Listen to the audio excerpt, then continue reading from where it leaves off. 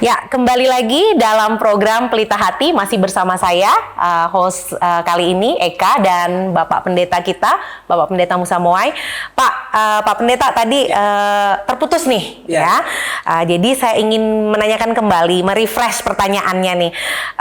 Bagaimana cara kita merespon, ya, dari Roma 12 ayat 14 tadi, kita harus tetap memberi berkat sekalipun sudah dianiaya. Jangan mengutuk, itu highlightnya di situ ditekankan. Nah, karena manusianya kita kan pasti meronta-ronta tuh kalau jiwa manusianya kita jika diperhadapkan dengan situasi seperti itu. Bagaimana respon saya atau respon kita sebaiknya untuk tetap mengasihi, untuk tetap menjadi berkat, even dalam keadaan yang nggak mungkin seperti itu. Oke, terima kasih. Memang di dalam prakteknya untuk kita mengasihi secara benar dan kasih yang tidak berpura-pura tadi ya. Tadi kan dikontraskan. Iya. Memang kalau kita membaca bagian itu sepertinya kok kontras banget ya. Iya, betul. Bagaimana saya bisa memberkati seseorang yang bahkan sangat antagonis kepada saya gitu. Nah, jadi saya ingin mengajak kita langsung lihat kepada prakteknya dalam kehidupan kita sehari-hari. Karena saya percaya bahwa baik kita berdua yang ada di sini, tetapi juga pemirsa Pelita Hati. Siapa sih yang tidak mau diberkati? Dan siapa sih yang tidak mau memberkati?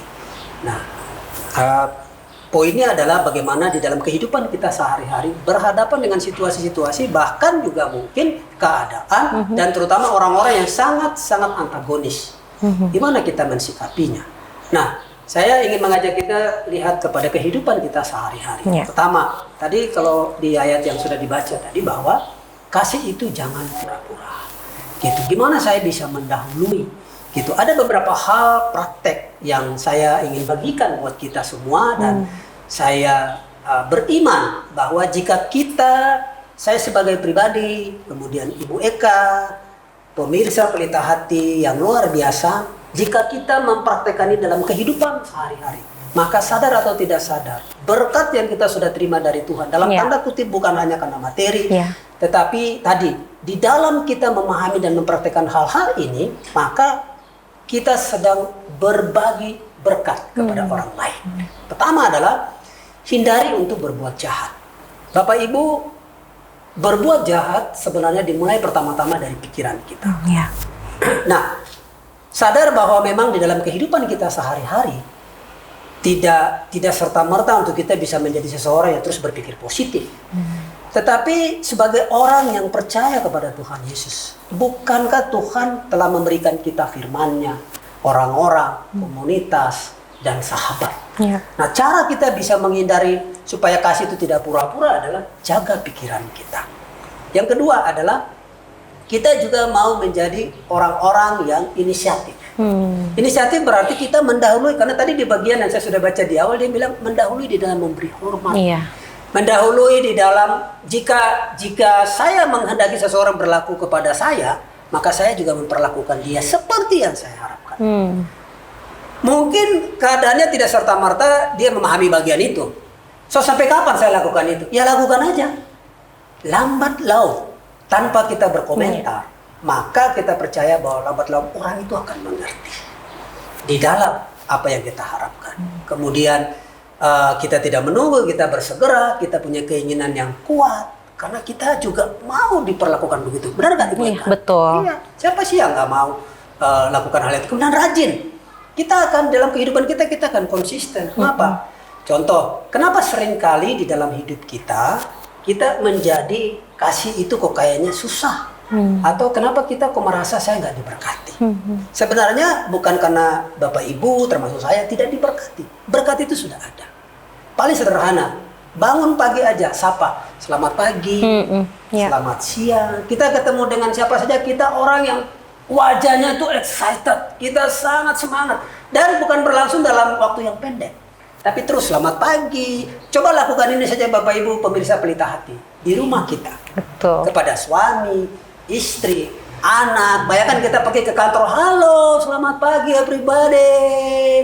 Bayangkan kita ke gereja, kita halo selamat pagi semua. Bayangkan nggak apa yang terjadi dengan suasananya? Wah, amazing. Mungkin ada seseorang yang datang, kita merasa aduh saya lagi bete, tapi dia lihat hai, wah kita sedang membiaskan berkat yang bukan hanya karena secara materi tadi. Iya. Kemudian semangat yang tidak terkondisi. Lalu yang terakhir adalah motivasinya murni. Waktu kita melakukan itu karena kita tahu desire-nya itu untuk Tuhan yang akan berdampak pada orang lain, kita tidak berhenti. Terus di dalam kehidupan kita berbagi berkat. Demikian Ibu Eka, semoga bisa menolong para pemirsa Pelita Hati yang luar biasa. Jadi kesimpulannya dari pertanyaan tadi adalah tetap lakukan yang baik begitu ya, Pak Pendeta ya. Sekalipun mungkin respon apa yang diberikan kepada kita tidak seperti apa yang kita harapkan. Begitu bisa saya simpulkan. Nah, berikutnya Pak Pendeta, kan dalam hal mengasihi sesama.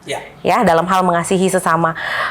Bagaimana kalau tadi dikatakan contohnya adalah sebuah keluarga. Pada sesi 1 tadi adalah sebuah keluarga, mengasihi suami, mengasihi istri, anak melihat, atau suami bapak mengasihi anak, ibu mengasihi anak. Nah, bisa nggak kasih contoh gitu ya di aplikasi yang bisa sehari-hari dipelajari oleh pemirsa? Maksudnya yang bisa langsung diterapkan oleh pemirsa di rumah, atau mungkin oleh bapak-bapak, ibu-ibu, para orang tua di rumah, atau mungkin para anak-anak di rumah yang mereka bisa lakukan perkara-perkara kecil mungkin ya, hal-hal kecil yang mungkin menunjukkan hidup menjadi berkat. Karena sudah diberkati oleh Tuhan, begitu. Amin. Ya. Salah satu yang paling sederhana ya, yang tidak jauh dari kita dan tentu kita juga tahu bersama-sama. Seperti tadi sudah saya singgung di awal, yaitu kita mulai dengan pada saat bangun pagi kita menyapa. Itu hal yang saya rasa bukan sesuatu yang ada di luar kita. Iya, betul. Tapi sesuatu yang ada di dalam kita. Ya. Nah, kadang-kadang itu ada, tetapi karena kita tidak melakukan, sehingga hari itu pergi begitu saja dengan berkat yang tadi. Menyapa aja dulu. Sama. Hal yang kedua adalah pada saat kita pulang, entahkah kita anak-anak pergi sekolah ataupun kita juga pergi bekerja, kita pulang. Kan dibilang home sweet home. Betul. Maka waktu kita datang ke rumah, siapapun kita, mau kita anak, mau kita seorang bapak, mau kita seorang ibu, mau kita seorang kalau kita punya mertua, kita tinggal dengan mertua, kita di mana-mana aja, ataukah mungkin kita kos, mungkin kalau hanya kamar kita saja beda lah ya. Tapi kalau kita punya sahabat, coba bayangkan kamu pergi dan kamu pulang ya, dan kamu selalu halo, selamat pagi, halo semua saya pulang. Saya rasa 2 hal ini aja Ibu. Betul. Kita melakukannya secara konsisten. Lihat aura rumah, lihat suasana rumah. Akan berbeda pasti ya. Iya. Berbeda. Saya pikir itu hal praktis. Betul. Ibu Eka. Iya. Jadi nggak tinggi, panjang, dan sesuatu yang tidak ada. Iya, sesuatu yang real terjadi sehari-hari. Betul. Ya. Ada pertanyaan lagi nih Pak Pendeta. Kalau kita mendengar beri yang terbaik, ya sering kita dengar itu. Kalau memberi, beri yang terbaik gitu ya. Entah itu dalam pelayanan ataupun kepada sesama, kepada Tuhan apalagi gitu ya. Oh, kalau melayani Tuhan beri yang terbaik. Nah, menurut Pak Pendeta, apa sih ukuran atau standar standar kita untuk kita beri yang terbaik gitu kepada Tuhan ataupun kepada sesama? Wow. Secara teori mudah saya harus bilang gitu ya. Betul. Secara teori mudah kita bisa mungkin mendengarkan, tahu, tetapi saya ingin mengajak kita melihat bagaimana prakteknya. Karena paling penting adalah kita tahu dan mendengar, tapi kita menghidupinya menjadi sesuatu di dalam bagian hidup kita. Nah, di bagian ini saya ingin mengajak pemirsa Pelita Hati kita membaca satu bagian kebenaran firman Tuhan di dalam Roma pasal 12 ayat yang ke-16, dikatakan di sana, hendaklah kamu sehati sepikir dalam hidupmu bersama. Nah, saya ajak kita sama, dikatakan di sana bahwa sehati sepikir dalam hidup bersama. Berarti kan saya tidak bisa sehati, tidak mungkin Alkitab itu salah. Tidak mungkin firman Tuhan itu salah. Bahkan Tuhan sendiri pun menggunakan orang-orang, tetapi dengan kuasa Roh Kudusnya membawa mereka supaya kenapa? Supaya berkat yang Dia sudah kasih itu juga kita bisa bagikan dengan adil kepada siapa saja. Tadi udah disinggung tentang suasana-suasana, situasi-situasi yang tidak gampang kita mempraktekannya. Jadi sehati sepikir berarti pertama-tama saya secara pribadi juga harus juga mengerti keadaan diri saya. Tapi kalau hari ini saya sebagai seorang ayah, maka saya dengan istri. Iya. Itu dulu dimulai. Lalu saya dengan anak-anak.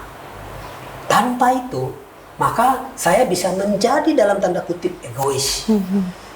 Bahkan kalau saya egois, ya ibaratnya berkat itu saya aja. Iya, tahan buat sendiri. Benar, Bu. Iya. Jadi kan jadi tidak adil kita dapat. Nah, lanjutannya dikatakan, lanjutan dari Roma 12 ayat 16 tadi ya, saya tadi belum baca selesai, dikatakan, janganlah kamu memikirkan perkara-perkara yang tinggi, tetapi arahkanlah dirimu kepada perkara-perkara yang sederhana.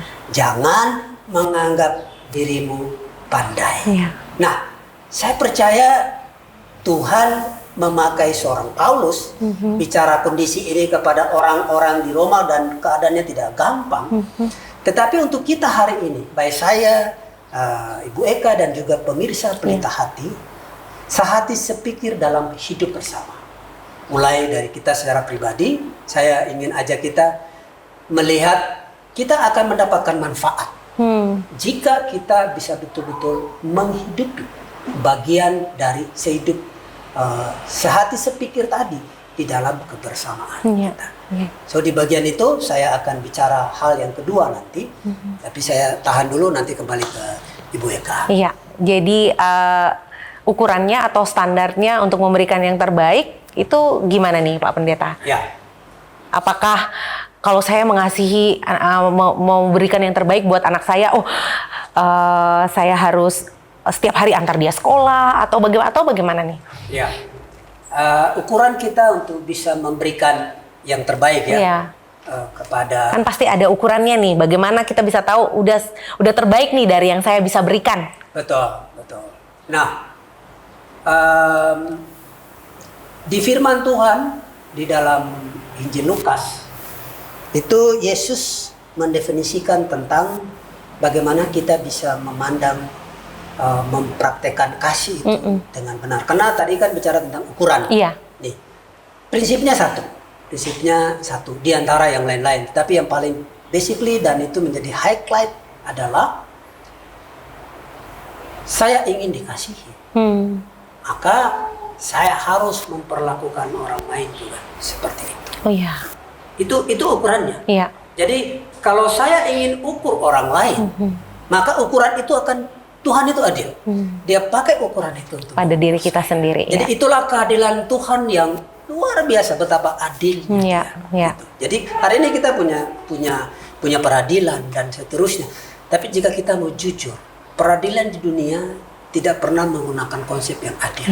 Selalu aja pasti berpihak. Tetapi kalau saya seperti tadi pertanyaan Ibu Eka, memberi yang terbaik, ukurannya apa? Iya. Ya. Karena saya sadar bahwa saya mau dilayani, dikasih, maka saya harus lakukan itu. Baik. Gitu. Karena itu pula yang saya akan dapat. Iya. Gitu. Wow. Kurang lebih. Iya, jadi sebagaimana saya ingin diperlakukan, betul, begitu juga saya memperlakukan orang lain, ya, adil ya.